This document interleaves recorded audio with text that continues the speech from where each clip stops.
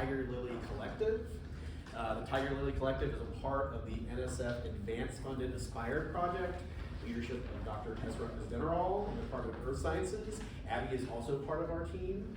The Aspired Project aims to address 4 problems identified by STEM women faculty: implicit bias, isolation, ambiguity, and inequality in career advancement, and poor work-life integration. So to address these problems, Aspire employs interventions across all STEM disciplines at U of M, and each of these interventions employs multiple strategies. One of those strategies is interactive theater sketches, like the ones you'll see today.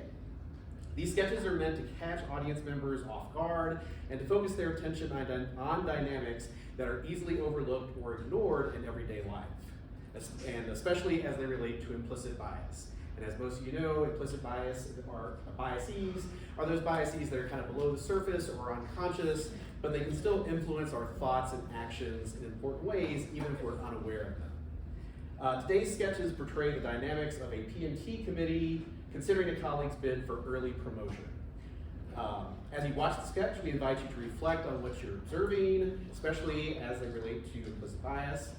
We'll ask you to identify what goes wrong in this meeting and we're also especially interested in hearing your thoughts on how structural changes or interventions can help improve or mitigate the interpersonal dynamics that you've observed. Because we know that changing the climate for women and other historically excluded groups in STEM is not simply a matter of fixing individuals. So now I'll introduce Professor Holly Durr from the Department of Theater and Dance, and she will give it, and the director of TLC, and she'll give us some more background on today's sketches. Hi, yeah, nice to meet you guys. Thanks for having us. So we have another sketch that you guys will not see today, but it addresses the work-life balance part of things, and we premiered that last year. We are working towards basically an hour-long workshop that involves 3 sketches. So the one we're going to show you today is the second one in our repertoire, and we're heading towards the development of yet a third one that will make an entire sort of event that we can do department by department. This sketch for today actually is adapted. Part of the grant is to adapt what other people have done in their advanced programs and their aspired programs. And so this is actually adapted from a video game called Adept 2.0, which is intended to train people who are for the first time joining a P&T committee. And so you can actually play as a member of the committee and see if you can make a difference in the way that things go for our candidate. Today they're going to be considering a candidate named Samia Mansour, Dr. Samia Mansour. She's been highly successful in her first few years at this university and in fact is up for early tenure. And so that's the discussion that they're going to be having. Allow me to introduce you to our characters. We have Susan, who is the chair of the P&T committee.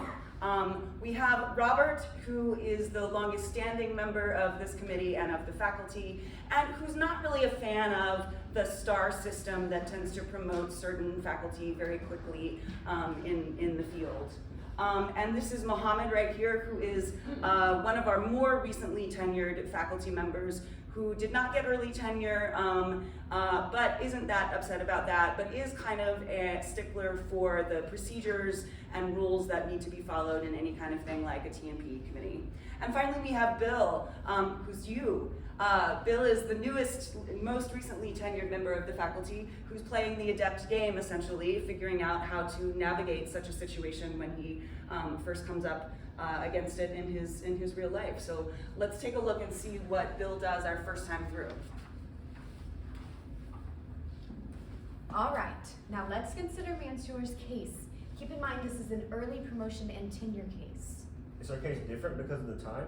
Well, Mohammed, since I've been here, we've only had one early case. To be promoted early, the candidate has to be extraordinary in all criteria. Let's start with research. I agree that extraordinary levels are expected. From my vantage point, Samia is a good scholar. Look at this award from her research. It is an impressive award, but let's look at the sum total of research. She has more publications in top-ranked journals than any other untenured biochemistry faculty in our unit. She has significant quantity, but we need to examine her quality. Does her best paper at the prize winner represent a significant contribution to the field? Are you suggesting that the paper isn't as good as most reviewers have noted? Let's look at the second reviewer's comments. He doesn't seem to think it contributes much to the field. All of the other reviews are positive, though. I wonder if the negative reviewer is impartial. Given the tone of the letter and his focusing on only that one paper, I actually heard this guy is known for writing negative letters. His review does seem like it's a response to only one of Samia's papers, but the most important consideration ought to concern the range of her research projects. All reviews have to be weighed carefully. The most positive ones consider Mansour's service to the profession rather than discussing her research. I mean, do we care that she works for that society? It's true, good service alone will not earn promotion and tenure. An early candidate has to demonstrate a more remarkable profile in research. The letters don't prove excellent research. One is from another former student of her mentor. Others praise her research without understanding it. The negative reviewer is the only one that knows the area. How do you know the positive reviewer has a personal connection? I sat in on an NSF panel with someone who knew Samia from graduate school. I believe this paper is from her. What do you think of the outside reviews? You know, I agree with Rob that all letters should count and the negative one is salient. Okay, if y'all see the negative letter as trumping the others, I'll go along with that. Well, it seems that Mansour's work has yet to prove its value. I say let's wait to see more from her. Yeah, her work is good, but I agree she needs more time to mature. Let's consider teaching. I can't believe some students have the audacity to comment on her clothing. Let's make sure to judge her teaching accordingly. The students are right. She's in America. She should dress like an American. I'm glad that she changed her wardrobe.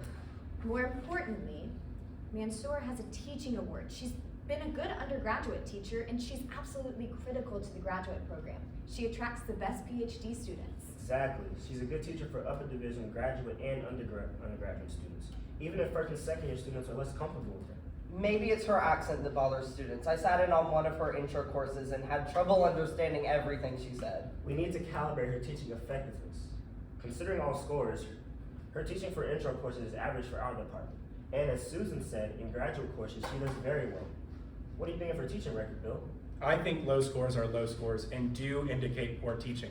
Both accent and dress negatively affect her teaching of beginning students who are a critical constituency for us. Let's remember that her teaching scores have steadily improved over time, and that other faculty also have low scores in these introductory courses.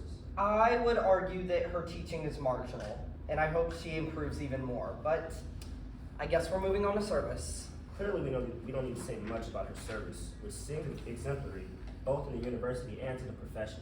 But has she really contributed in any substantial way to any influential committees, both on campus or among disciplinary peers? All I see is her interest in women's issues. Well, given the underrepresentation of women in this field, women's issues are important. Plus, it was the president who put her on many of these committees, invitations she could hardly refuse. Her committee work has not been on the department's most important committees, but it's been useful for each committee to have a woman. What do you think of her service record, Bill? I think she's too focused on one service issue. I question whether she's done anything for the environment for women. I agree that her service record is marginal, like her teaching. And considering the controversy surrounding her research, don't you all agree that we must turn down her early bid for tenure? I'm not sure if I do agree, but I don't have time to talk about this. I have to teach. I guess we have to meet again before we come to a decision. All right, so did not go very well for Dr. Samia Mansour. And in our hour-long workshop that we're working towards, this is a preview, as we said, this is our first attempt at the scene. What we're actually gonna do is invite members of the audience to come up and play Bill and see if they can make the scene go any differently. We're not gonna do that today. Today we're just gonna talk about what we think went wrong in the scene and what maybe could be done differently, and then we'll show you another possibility. So let's just start with what do we think went wrong in this version of this meeting? Oh my, who wants to start? More than one thing. Yeah, more than one We thing. can just go around the room. I see a she's saying. Yeah, I think the objective criteria not being very well defined ahead of time. So Mhm. there's a common agreement or consensus on which they can talk about. Mm-hmm. Too much ambiguity. Were you gonna say something? Why are we doing this? So, I mean, what's the, we're gonna do that on a video for the junior faculty? So this is This is where I'm eventually, confused. this is eventually going to be a workshop that can go from department to department. Just- Yeah, just to elevate our awareness of implicit bias, to identify you know, things that still happen today that shouldn't, and think our way through how to reduce the frequency at which they occur. Yeah, Well, I did cringe a little when they talked about her appearance. yes. Yes, it's unfortunate that they're allowing those culturally insensitive seats to affect their review of the actual quality of her teaching. Well, that also speaks probably to some ethnicity issues in the language as well as appearance. Yes. And this is something that is in the scene because it happens, and we've actually done some surveys among STEM faculty and uncovered instances of people being biased against someone because of their accent. So we're showing you something that actually still happens and has happened at the University of Memphis. So can I ask a question? about Yeah. that? I think, having been around a while, sometimes accent does interfere in the classroom. So, you know, I guess from my point of view, it's more about what the leaders of the department is the response to that. Maybe to get some accent modification if it's a real issue. And also, it's a matter of educating the students. It's not just faculty. Yeah, absolutely. And one of our larger points with this workshop is always going to be that what we're looking for is systemic and cultural change instead of change in individual people. So we would be looking for change led by the people at the top around how accent is received in that department. Yeah. Sure. Yeah, we're not intending to show black and white issues where it's a really easy call to make, because it has, in the scenario that we're presented with, contributed to her not being as effective a teacher for the intro students. I think this does a great job in demonstrating, because I've seen this in various committees, how people will defer to the senior person. So they will voice an opinion, the senior person counters strongly, they will either return to silence or they will allow that to convert or change their decision. And I think you saw that in several examples here, which is a great demonstration. The power of the senior faculty voice, and I think they know, many of them strategically will time and wait until the very end of a conversation to hear everything and then be the definitive. Yes. And you watch everyone just kind of step in line from that, and it's quite disturbing, but I think where there's ambiguity, where there is a lack of clear criteria, and where a chair doesn't direct conversation back to the criteria, that's the feel of the vacuum, and that's where the disservice is done to the candidate. Yeah, yeah, great. So let's keep all of those in mind, and we're going to show you a different round. Let's say that the advanced program has been in place for 2 or 3 years. Everybody in this faculty department now has done some anti-implicit bias training, and they're ready to approach this differently than they did last time. All right, now let's consider Mansour's case. Keep in mind this is an early promotion and tenure case. Is her case different because of the time? Well, Mohammed, since I've been here, we've only had one early case. To be promoted early, the candidate has to be extraordinary in all criteria. Let's start with research. I agree that extraordinary levels are expected, and Mansour's work might qualify. From my vantage point, Samia is a good scholar. Look at this award from her research. It's an impressive award, but let's look at the sum total of research. She has more publications in top-ranked journals than any other untenured biochemistry faculty in our unit. She has significant quantity, but we need to examine her quality. Does her best paper at the prize one represent a significant contribution to the field? Are you suggesting that the paper isn't as good as most reviewers have noted? Let's look at the second reviewer's comments. He doesn't think it contributes much to the field. All the other reviews are positive, though. I wonder if the negative reviewer is impartial. Given the tone of the letter and only focusing on that one paper, I actually heard this guy is known for giving bad reviews. His review does seem like it's a response to only one of Samia's papers. But the most important consideration ought to concern the range of her research products. All reviews have to be weighed carefully. The most positive one considers Mansour's service to the profession rather than discussing her research. I mean, do we care that she works for that society? It's true, good service alone will not earn promotion and tenure. An early candidate has to demonstrate a more remarkable profile in research. The letters don't prove excellent research. One is from another former mentor of her student, of her teacher. Others praise research without understanding it. The negative reviewer is the only one that knows the area.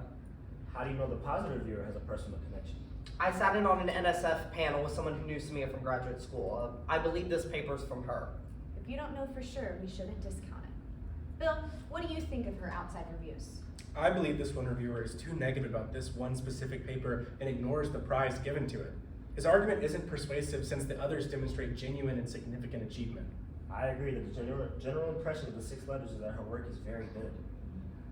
Yes, Mansour's work has clearly been recognized as significant by some in her field, but what about the negative letter?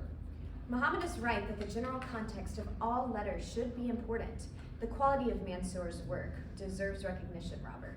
Does that mean we just discount the negative letter? Well, we can if the reviewer seems to be biased. His basic complaint is that in the celebrated paper, Mansour was only redoing work already done by her mentor, who really deserves credit for her ideas. I think this reviewer can't believe a young woman is capable of scientific insight. Exactly. Yes, plus Samia's research is very visible. We need her to keep up the momentum in that area. She really puts us on the map.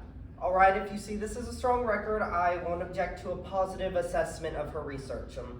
Shall we move on to service?